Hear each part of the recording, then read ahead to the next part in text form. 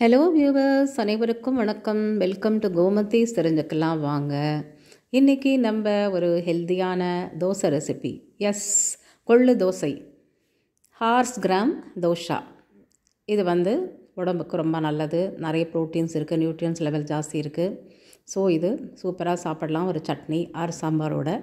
எப்படி பண்ணுறதுன்னு பார்க்கலாம் வாங்க, வீடியோக்குள்ளே போகலாம். நான் ஒரு 3/4 கப்பு கொள்ளு, 3/4 கப்பு இருக்குது. ஸோ அதை அப்படியே போட்டுக்கிறேன். அதே அளவு 3/4 கப்பு இட்லி அரிசி எடுத்துக்கிறேன். ஸோ 1 கப் போட்டிங்கன்னா 1 கப் போட்டுக்கோங்க. நான் 3/4 கப்புக்கு 3/4 கப்பு. ஒரு அரை கப்பு உளுத்தம்பருப்பு, ஒரே ஒரு டீஸ்பூன் வெந்தயம். இது எல்லாத்தையும் நல்லா கலந்து நல்லா வாஷ் பண்ணணும். ஒரு 2 to 3 டைம்ஸ் நல்லா க்ளீனாக வாஷ் பண்ணிவிடுங்க. இது நான் காலம்பரை ஊற வைக்கிறேன். ஏன்னா மறுநாள் தோசைக்கு வேணும். அதுக்காக இப்போது நீங்கள் நைட்டும் ஊற வைக்கலாம், ஓவர் நைட்டும் ஊற வைக்கலாம், நம்ம இஷ்டம். குறைஞ்சது 5 hours ஊற வச்சுடுங்க. தட்டு போட்டு மூடிட்டு நம்ம ஒரு 5 hours அப்புறம் பாருங்கள், நல்லா டபுளாக இருக்குது. அந்த குவான்டிட்டி நல்லா ஊறி இருக்குது. இப்போ நம்ம மிக்ஸி ஜாரில் போட்டு அரைச்சிடுவோம்.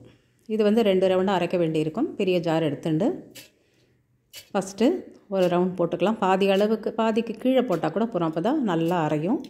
கொஞ்சமாக தண்ணி விட்டுக்கலாம். வேணுங்கும்போது கொஞ்சம் கொஞ்சமாக போட்டு அரைங்க. ஸோ ஒரு தரம் ரவுண்டு அரைச்சிட்டு நம்ம ஒரு கிண்ணத்துக்கு மாற்றிடுவோம். ஸோ மிச்சம் இதையும் நம்ம அரைச்சிடலாம். செகண்ட் ரவுண்டு மிச்சம் இருக்கிற இந்த அரிசி பருப்பையும் போட்டு நம்ம அரைச்சிடுவோம். அரைச்சிட்டு இப்போ நல்லா குவான்டிட்டியும் நிறையா ஆயிருக்கு. இப்போ ஊறின அப்புறம் அந்த அரைச்சதுக்கப்புறமும் அந்த மாதிரி.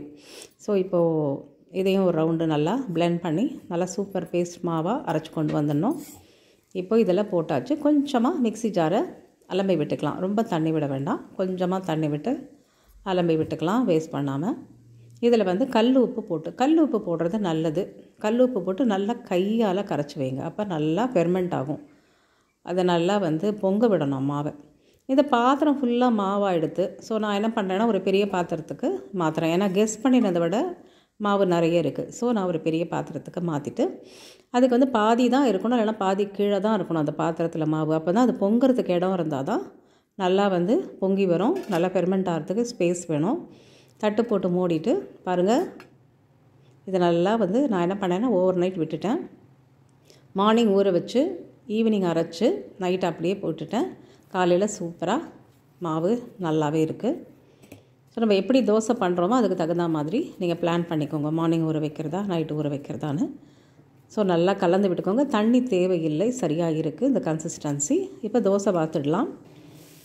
கல்லை நல்லா சூடாக்கிட்டு நான் 2 கரண்டி அளவுக்கு மாவை ஒரு கிண்ணத்தில் விட்டு அப்படியே ஸ்ப்ரெட் பண்ணுறேன். ஏன்னா கல் பெருசாக இருக்கிறதுனால ஓரங்களில் எண்ணெயும் மேலே ஒரு அரை ஸ்பூன் நெய் விட்டுக்கலாம். நல்ல மணமாக இருக்கும். ஓரங்களில் அரை ஸ்பூன் எண்ணெய் விட்டால் கூட போகும். எல்லாமே கொஞ்சம் கொஞ்சம் விட்டுக்கலாம். நல்ல மணமாக இருக்கும். நல்லா பொறுமையாக வேக வைங்க மீடியம் ஃப்ளேமில்.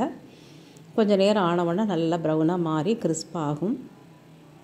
ஸோ இதை கிறிஸ்பானதுக்கப்புறம் நம்ம திருப்பிக்கலாம். அது பார்க்கும்போதே தெரியும். வேகும் பொழுதே உடம்புக்கு ரொம்ப ரொம்ப ரொம்ப நல்லதுங்க. கண்டிப்பாக இதெல்லாம் ஃபுட்டில் எடுத்துக்கணும். நம்ம நிறைய தானியங்கள் இருக்குது நம்ம இந்த மாதிரி மாறி மாறி சாப்பிட்றதுக்கு. ஸோ இதெல்லாம் ஒன்றா ஒவ்வொரு நாளைக்கு இம்ப்ளிமெண்ட் பண்ணி சாப்பிட்டு குழந்தைங்களுக்கும் பழக்கணும். இப்போ பாருங்கள் எவ்வளோ ப்ரௌனாக சூப்பர் கிறிஸ்பியாக இருக்குது. இப்போ எடுத்துடலாம் தோசையை.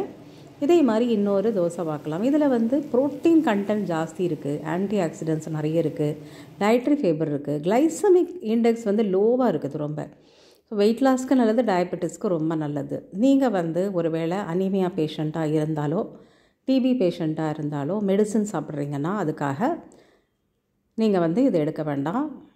ஒரு வேளை ப்ரெக்னென்ட் லேடிஸ் நிறைய ப்ளீட் ஆகுது, ஆனால் உங்களுக்கு சாப்பிட்ணுன்னு ஆசையாக இருந்ததுன்னா டாக்டரை கன்சல்ட் பண்ணிவிட்டு சாப்பிடுங்க. ஏன்னா இதில் அந்த கேஸ்ட்ரிக் ப்ராப்ளம்ஸ் வரலாம், ப்ளோட்டிங், ரொம்ப இந்த உப்பிசம் ஆகலாம் வயிறு. அதனால் பட் டயபெட்டிக் ஃப்ரெண்ட்லி. கண்டிப்பாக ஒரு சட்னி இல்லைனா சாம்பாரோடு சாப்பிட்டோன்னா சூப்பராக இருக்கும்.